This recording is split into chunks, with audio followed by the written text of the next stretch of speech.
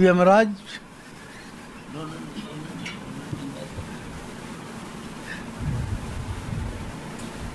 हमको लेने। हमारे राजेश और ममता बहुत ही घनिष्ठ रिश्ता था। राजेश जी इतने टूट गए हैं? नहीं, हम लोग संभालेंगे, अब संभालेंगे। अब चलते फिरते उनकी कभी सोचा भी नहीं था। सवेरे उनको बेटों के साथ दिल्ली तक जाना था, बेटों को दिल्ली छोड़ने जाना था, तैयारियां थी, अटैची। दूसरा जन्म दिया आपको और मैं आपको भी विश्वास दिलाता हूँ कि जो ममता बिना पूछे हमसे चली गई, 1 मिनट हमको कष्ट भी नहीं दी। एकदम अच्छे खासे कश्मीर घूम के आए थे।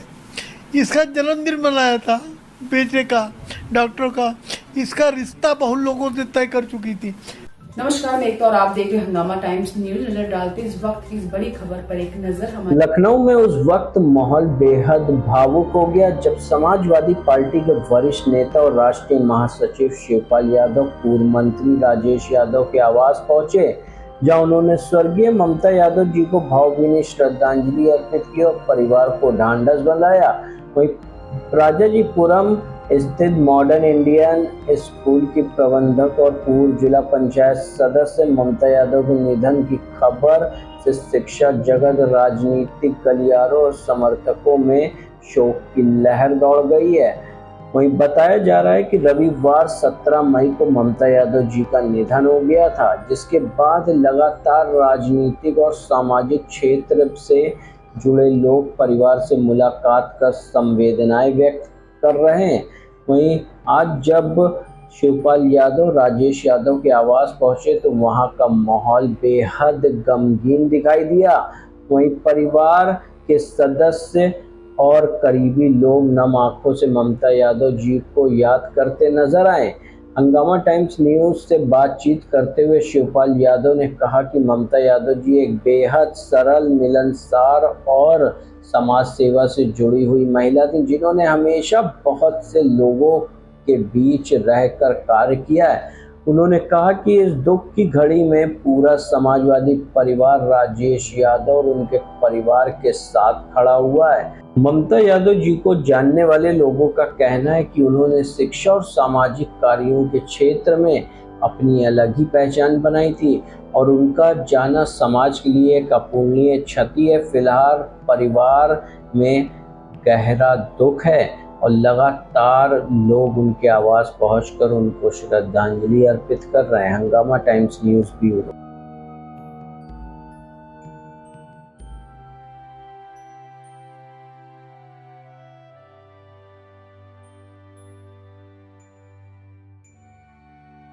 तो सर, आज जिस तरह से ममता यादव जी को श्रद्धांजलि दी जा रही है, आपके पारिवारिक संबंध है, तो राजेश यादव जी को किस तरह ढांढस बंधाएंगे? हमारे राजेश और ममता बहुत ही घनिष्ठ रिश्ता था। राजेश से तो है ही, और राजेश के साथ साथ उनसे भी अलग से रिश्ता था। तो जब दोनों रिश्ते हमारे तो जुड़े थे तो बहुत ही घनिष्ठ था। और हर वक्त राजेश से जब भी बात होती थी तो ममता से भी होती थी। राजेश जरूर ममता से बात कराते थे तो बहुत अच्छा लगता था, और वो मतलब बहुत ही खुश रहती थी और इनकी बहुत सेवा करती थी। हर समय वो इनके साथ ही चलती थी।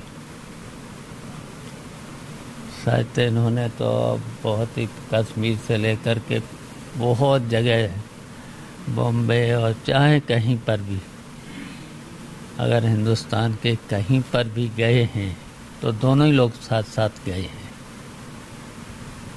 और वहाँ से हमसे ज़रूर बात होती थी। जहाँ भी जाते थे राजेश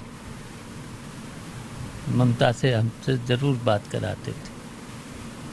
तो उनसे हमारा रिश्ता था। इनसे तो था ही, इनके अलावा उनसे भी रिश्ता था।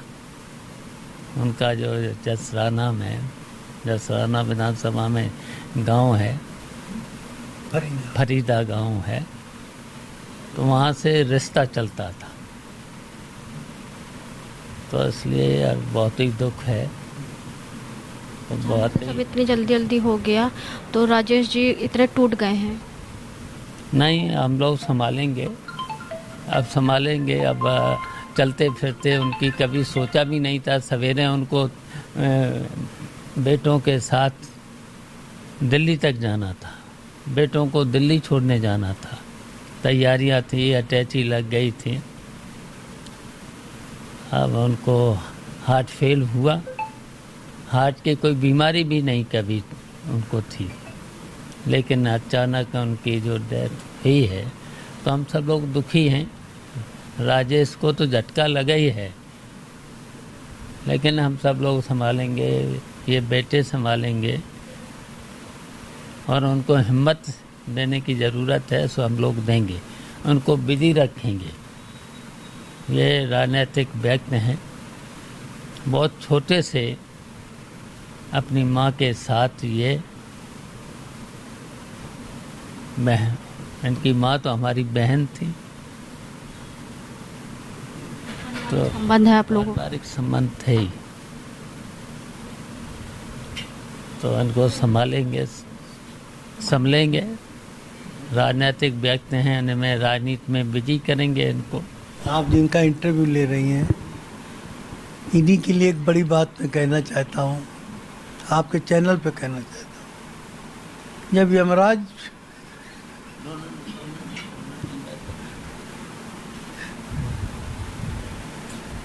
आपको लेने यमराज से ही रोने लगा, मुझे डॉक्टरों ने तो मृत घोषित कर दिया, लेकिन ये उस हॉस्पिटल में यमराज से भी लड़ गए और वहाँ खड़े खड़े वहाँ के डॉक्टरों को, वहाँ के मालिक को कहा कि किसी भी तरीके से राजेश यादव को बचाओ, ये हमारे लिए देवता स्वरूप है, क्योंकि ऐसा मैंने जीवन में कभी अनुभव नहीं किया है कि एक आदमी युद्ध करके पिलग्राम में मेरे ब्रिज हुआ था, किला गुजरा था, और वहाँ पहुँचते पहुँचते अस्पताल में आप पहुँच गए।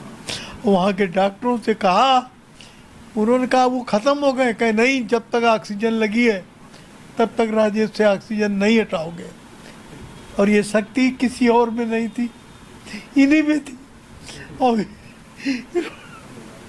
दूसरा जन्म दिया आपको। और मैं आपको विश्वास दिलाता हूँ कि जो ममता बिना पूछे हमसे चली गई, एक मिनट हमको कष्ट भी नहीं दी, एकदम अच्छे खासे कश्मीर घूम के आए थे, इसका जन्मदिन मनाया था बेटे का, डॉक्टर का, इसका रिश्ता बहुत लोगों से तय कर चुकी थी, आपसे, आपको ये बात पता भी है, लेकिन एक झटके में छोड़ के चली गई।